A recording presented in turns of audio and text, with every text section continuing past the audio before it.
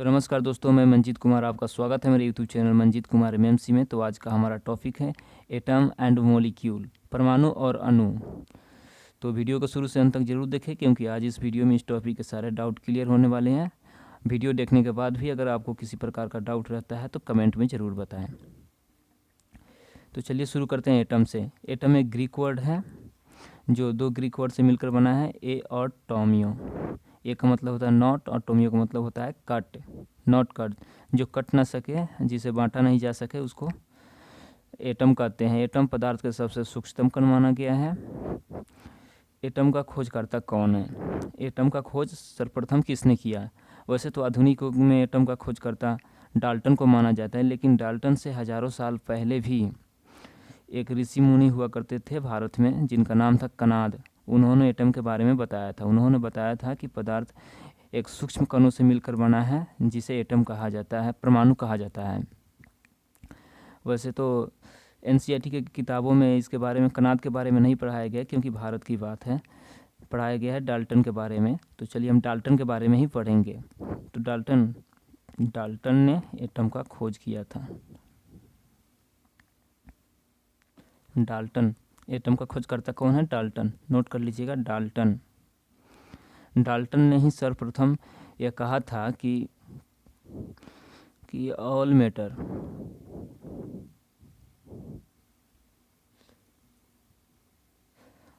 Matter composed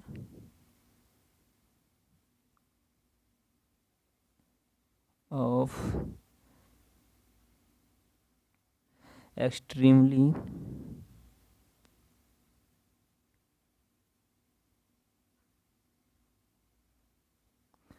extremely small particle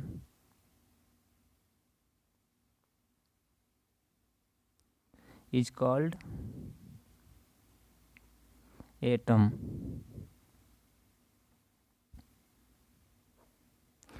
ये बात Dalton ने 1808 ईस्वी में कहा था। इसीलिए डाल्टन को एटम का खोजकर्ता माना जाता है। सबसे पहले कहा था 1808 ईस्वी में, सबसे पहले डाल्टन ने कहा था कि all matter composed of extremely small particle is called atom. जितने भी पदार्थ हैं सब के सब एक छोटे से कण से मिलकर बने हैं, जिसे एटम कहते हैं। लिख लीजिए, सभी पदार्थ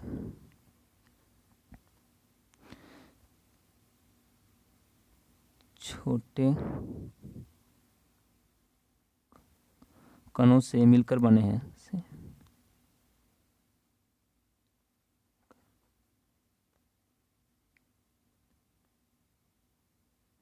जिन्हें परमाणु कहते हैं।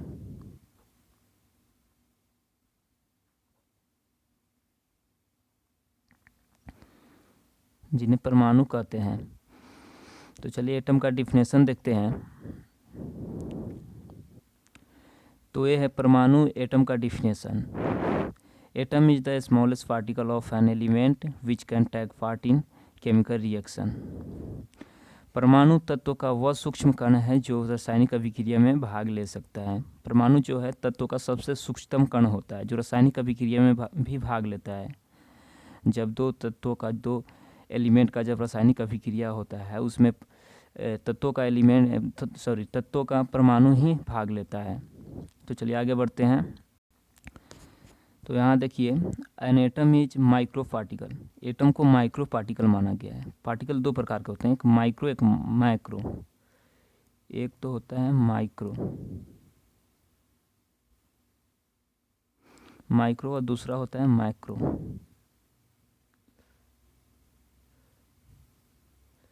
एक माइक्रो और मैक्रो। माइक्रो का मतलब होता है अदृश्य, और मैक्रो का मतलब होता है सदृश। माइक्रो का मतलब होता है सदृश।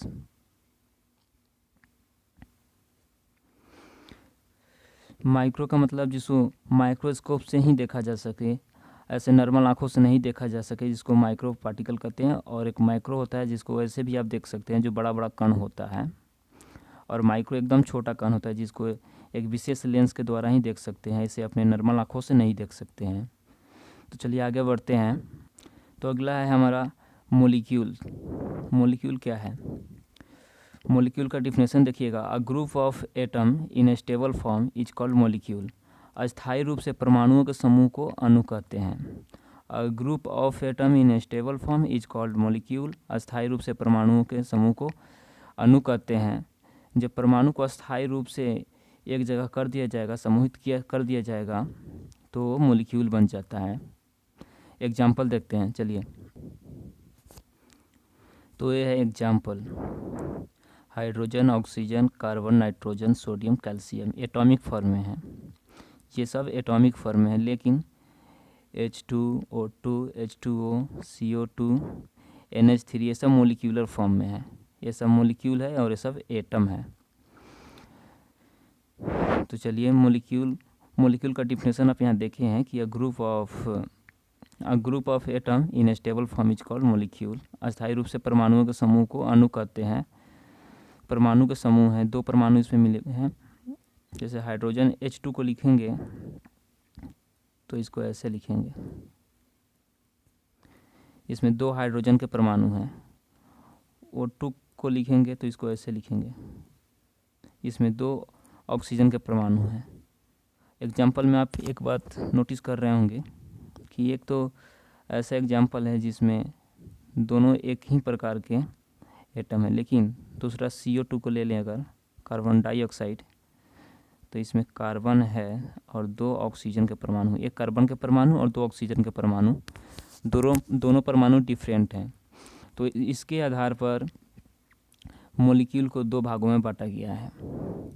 एक को कहते हैं होमो एटॉमिक मोलिक्यूल्स और दूसरे को कहते हैं हेट्रो एटॉमिक मोलिक्यूल्स। तो ये है होमो atomic molecules, homo atomic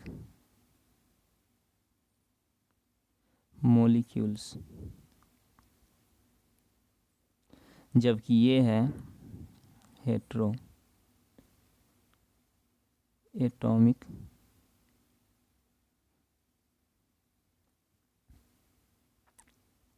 molecules. तो चलिए आगे देखते हैं होमो एटॉमिक मोलिक्यूल्स और हेट्रो एटॉमिक मोलिक्यूल्स। तो देखिए यहाँ मोलिक्यूल को डिवाइड कर दिया गया है 2 भागों में, होमो एटॉमिक मोलिक्यूल्स और hetero atomic molecules. Homo atomic molecules का डिफिनेशन देख लीजिए, छोटा सा डिफिनेशन है। These molecules are made up of atom of the same element. These molecules are made up of atom of the same elements. एक ही elements के परमाणु से मिलकर बना होता है। जैसे इसका हिंदी में देखिएगा डिफिनेशन, हिंदी में होमो एटॉमिक मोलिक्यूल को समपरमाणविक अणु कहते हैं। समपरमाणविक अणु एक ही तत्व के परमाणुओं से बना होता है। एग्जाम्पल में हो जाएगा आपका H2O2, N2P4, O3 भी होता है, C4, ये सब इसके एग्जाम्पल हो गए। अब देखिए hetero atomic molecule. Hetero atomic molecule का डिफिनेशन है, these molecules are made up of the atom of the different elements. विषम परमाणु अणु विभिन्न प्रकार के तत्वों के परमाणुओं से बना होता है। तो इसका एग्जाम्पल है, इसका एग्जाम्पल देखिएगा CO2, NH3, H2O,